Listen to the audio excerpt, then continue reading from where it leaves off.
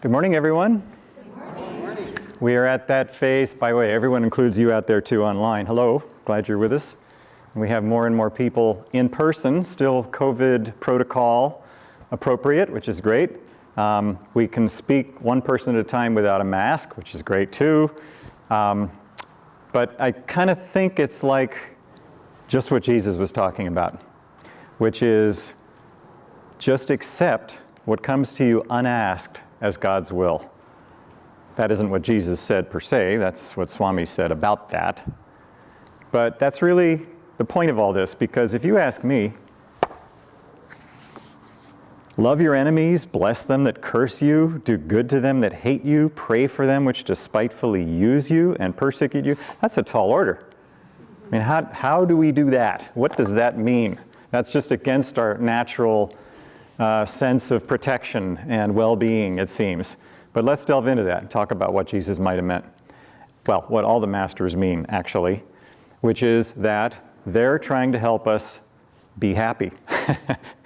And to the extent that we think that we're separate from other people, that our well-being is separate from your well-being, that I have to protect myself, that chant that we sang, I own nothing, I am free, I need nothing, I am free, I own no one, I am free, I need no one, I am free.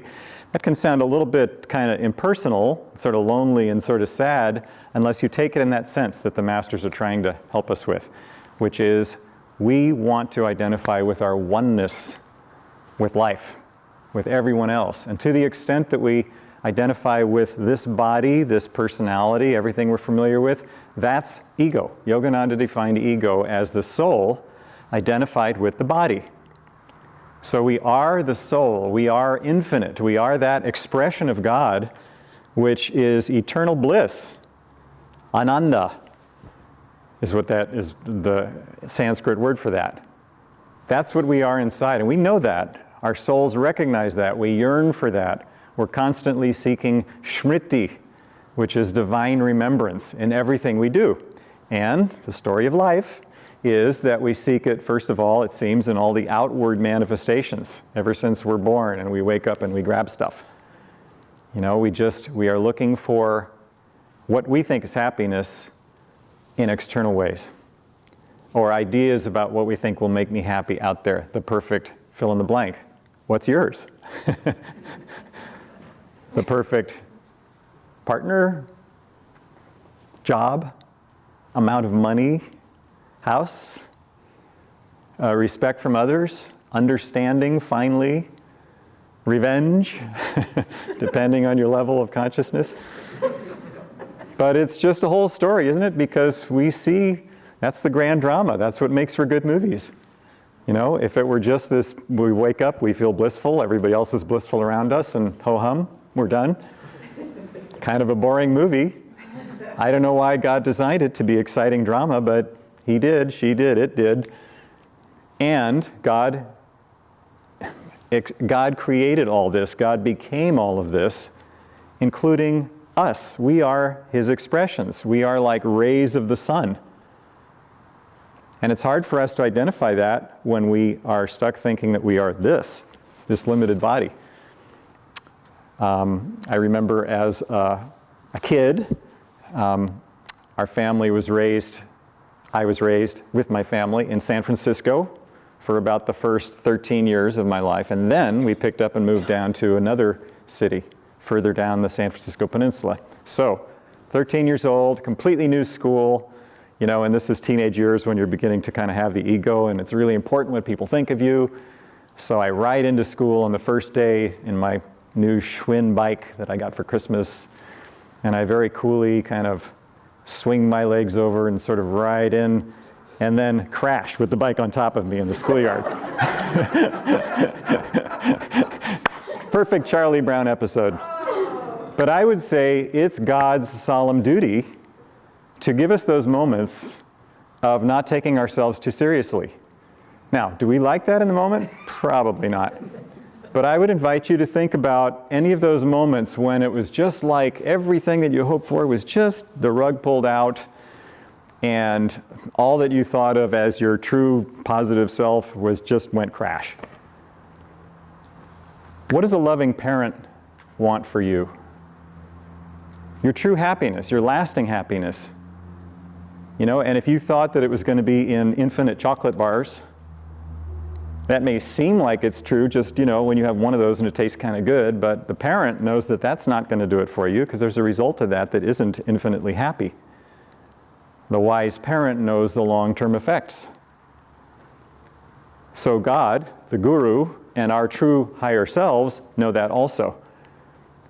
And when we are caught in limited identification with what we think will be happy, it's their solemn right, God, the Guru, if we have one, who is God's agent to help us through this, or our higher selves, or our friends, if we have true friends, or our parents, if we have really good parents, it's their job to help us expand to our higher selves. So this is what Jesus is saying here. This is a tough one, but just let's listen to it as if this is a loving parent that is really trying to expand us beyond our limited selves. Love your enemies. Bless them that curse you. Do good to them that hate you. And pray for them which despitefully use you and persecute you. And then further on, Swami says, be grateful for the pains you experience, for they are healing strokes of His love. See whatever comes to you unasked as a manifestation of His will. All right, that's a little tough. But when we take it from the point of view of, okay, wait a minute, the goal here is to expand myself beyond what I currently know. Now, if you were trying to take on something like mountain climbing, you know, Everest is kind of our standard model of the real high, big goal. I don't know how to climb Everest. I mean, I imagine you just keep going. But I don't have the right kind of gear, I know that. I've read stories about people that had pretty bad experiences, but I know that all of them sought help. They sought somebody that had done it before, that hopefully had been up and back, hopefully several times, knew what they were talking about, and knew how to guide them. That's what I'd want for a mountain guide if I really wanted to get to the top of Everest. So when we get to the point where we are finally, mostly what happens is we just get tired of the same old Groundhog Day slap in the face. You know, everything if you don't know what that is, then you have to ask me. Where everything we try just doesn't work again and again and again. Now you could probably remember that in your life where you just, you know, it just went crash. But sometimes wasn't that an opportunity to just kind of break you open a little bit? You know, even heartbreak can kind of break us open from what we thought was limited happiness. And then we learn something. We try new alternatives. We take a deep breath and realize, wait a minute, the happiness I'm seeking isn't out there necessarily. This is what the great masters are trying to help us with. They want us to realize that we are complete within ourselves. What is perfection?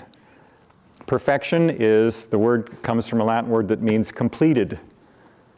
So perfection means we're complete within ourselves. We're not flawed, we're not incomplete, we're not looking elsewhere, we're not mistaken or deluded. Now, you know, most of us, when we be honest, we're not thinking that way most of the time. But that's just the grand, glorious adventure that we call life. Life is an adventure in self-awakening. And the masters give us techniques that help us realize that. That sense of, centeredness in ourselves, completeness, happiness, contentment. And of course, you know what it is. It's meditation. I'm preaching to the choir. But it's always good to remind ourselves. Because, why is that? Why is meditation the answer or a really good answer? It's because we get still, we close our eyes, we let go all of the outward kind of going energies, and we just realize what that feels like. Plus, we lift ourselves up in openness to a higher truth, to God's grace, to Guru's grace. And once we do that, we realize, oh, wait a minute, that's my real self. And it just feels so right, and it feels so expansive. And furthermore, we realize, wait a minute, that's probably who everyone else is too. It's like the fingers of a hand, you know? When if I had little faces on the top of each of these fingers, And they're all kind of talking to each other and arguing with each other, and no, I think this. No, actually, I think this. But this is what it's like being a thumb. No, no, it's not. But wait, isn't that a silly argument? Because it's all part of the hand. I saw a cartoon once, and it was two, hand puppets. And one of them said, sometimes when I get real still, I begin to think, I wonder if there really is a hand.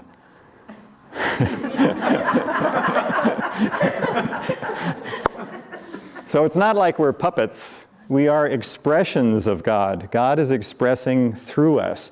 And the cool thing is, just like rays of the sun, just like individual thumbprints, fingerprints, just like snowflakes, we're all unique. Look at this world. God created this world, so we're told by those masters that have experienced that truth. God created it out of His perfect oneness by the delusion of duality, swinging back and forth like a pendulum going back and forth, or a tuning fork even. Ding! You hear that sound, but it's vibration back and forth. That's just how God did all this. Vibration of sound, vibration of light. It sure creates an amazing show, huh? Just gazillion different ways that we all seem different from each other, or from other things, or from other experiences. But in meditation, when we get to that still point at the middle of that vibration, the middle of that tuning fork, we realize, oh, oneness. That's the same oneness as everybody else. It's the same source. Then we feel compassion. Then we realize that everybody is seeking the same thing we are. They're all seeking it their own unique way. And sometimes it looks like it's, like a loving parent seeing a kid who's just choosing all the wrong things, we think. And they're getting themselves in trouble, and they're just not, it seems like it's not going in a good direction. But if you've been in that situation as a parent or seen others who are, you realize you have limited control over that. You may think you can control it, but really you have to let people experience their own God-given expression of learning. Because don't we want that? Don't we resist anybody telling us how we ought to be, or that we should be different than we are? That's silly. I can't. I am, who God has created me. This is the whole learning process that I've very carefully done for countless lives. Reincarnation's a big part of this. But we go on, as Yogananda said. Somebody asked him once, is there any end to evolution? And he says, no end. We go on until we achieve endlessness. That's what Jesus is saying. Go on until we get to the point where nothing throws us, where we feel compassion with others, where we don't feel a separate reaction to others. I'm not perfect in that, but it's just a nice goal to remember.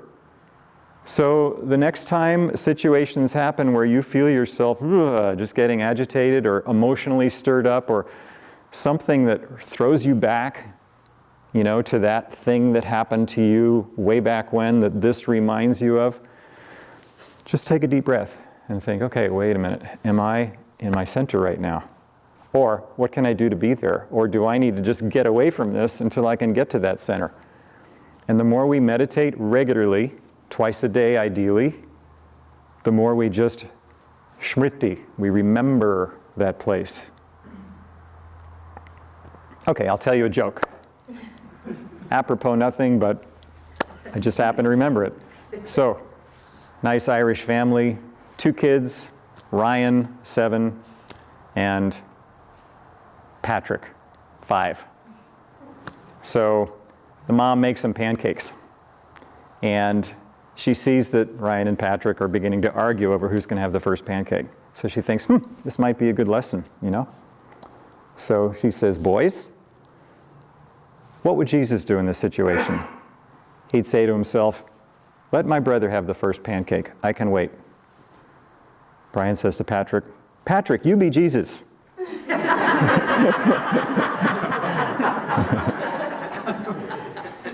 So that's how it can seem, Jesus is talking about love your enemies, be grateful to them that curse you. Swami Kriyananda talks like that, and we look and we think, you maybe, but not me. Well, it's okay to be honest. That's part of the spiritual path, is to be honest about where we're standing. Part of it is also to see where we're going. And it's that dance, it's that marvelous dance that makes it actually, honestly, not easy. That's why Krishna said, out of 1,000, one seeks me. Out of 1,000 who seeks me, one perhaps knows me as I am. All right, that can be depressing odds, but Yogananda said our odds are better. And I think what he meant by our odds was just sincere truth seekers that are really doing their best. Just doing our best. That's all we can do. But be honest. Take one step at a time. Do everything that we can do, that we know we can do, to move forward today. What can I do today? How can I move forward today? And if it's meditating more regularly, or taking seclusion, Yogananda said, is the price of greatness. So greatness in the sense of what we're trying to do. To realize our oneness with God, to realize that that's the only thing that really matters. You know, we get to that point that the masters get to, the spiritual masters, where they have practiced these things and realized that God is it. The only thing that is. And it's not as though we're denying others or denying life, just the opposite. We're seeing God in everyone. That's the amazing thing about Swami Kriyananda is that when he related to, well, I'll speak personally, when he related to me, and it wasn't often, personally, but those few times, and the way I saw him relate to everyone else, he saw your highest. He saw God in you, trying to remember himself or herself, trying to awaken sincerely. And he just did everything he could to just help you take your next step forward in that direction. That was perfect for you. And that takes a lot of work. That takes a lot of detachment, to look at things impersonally. Doesn't mean coldly. Impersonally means not attached by ego identity with what I need. No, it's like, what does this soul in front of me need right now, according to their nature? What's God trying to become through this person? What's God trying to express uniquely through this person? How can I help? And the more we can do that, the more we see God everywhere.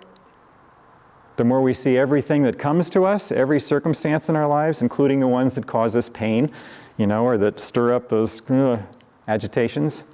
Whew, wait a minute, this is a gift from God. This is coming to me to help me awaken, to help me remember who I am. Then we see in all of our circumstances that expression of God. Then we become like, I think of St. Francis, for example. Did he have an easy life? Not by outward circumstances, sleeping cold in a cave and walking barefoot and all those things that nowadays in our luxurious, temperature-controlled kind of lives, we just think, ooh, not me. But he felt that bliss inside. He felt that everything was God. My favorite example is there were these criminals in those days, thieves, but really just people that were hard on their luck, and they thought that they'd be happy by taking from others. And they were not popular with the local townspeople. Villages were a lot smaller than our big cities now, but so these guys were rejected. And they came to the monastery of St. Francis. He was out of town, St. Francis was, so they came, knocked on the door, they asked for some help. The monks knew who they were. They said, "How dare you, get out, never come back again." So Francis comes back, and the monks kind of proudly tell him what happened and, of all the nerve and what they did. And he says, "On orders of obedience, I'm commanding you to go out and find those people and bring them back here. Apologize and tell them that Francis wants to talk to them." So they did, brought him back. And Francis sees, without missing a beat, he says, "Why do you live the way you do? You're not happy. There's something so much greater, such a greater joy that's available to you." And it just touches my heart, breaks me up thinking about that. Because what a detached ability to be able to relate to somebody else by thinking of what they need and not having a reaction about what you think about how appropriate they are. What it really is, it's they're reminding us of the limitations we have in ourselves. And it's uncomfortable sometimes. Don't you just want to squash people that aren't appropriate. Ugh, you know, they just agitate you. They're just not behaving, you know, fill in the blank, your own blank. But, you know, think about that, and Psychology 101 is that we're looking at something that reminds us of ourselves, and we're just not comfortable with that. And that's okay. It's a human condition. But the more we can kind of accept that and say, oh, thank you, something that I wasn't able to see by myself until I saw it reflected out there. Appreciate that. You know? We may not be able to be like St. Francis now, but if we can just remember that and take a breath the next time, and the next time we have an opportunity, which we will, because we draw those things to ourselves. That's the chakras, that's the energy in the chakras. We will automatically draw to ourselves our perfect experiences. That's how God designed us, and it's perfect. So everything that comes to us is not only what God gave us, but it's what we drew, because we needed to learn that lesson. Hard one. But out of 1,000, do we want to be that one out of 1,000? You know, is it worth it? All we have to do is look to the great masters that have found it. And they don't say, it was too hard, don't bother. Too hard to climb, you know, stay home. They say, I would have done it 1 billion times. You know, for that sense of infinite bliss, for that sense of oneness, that's the answer. So let's be that one out of 1 million. Blessings.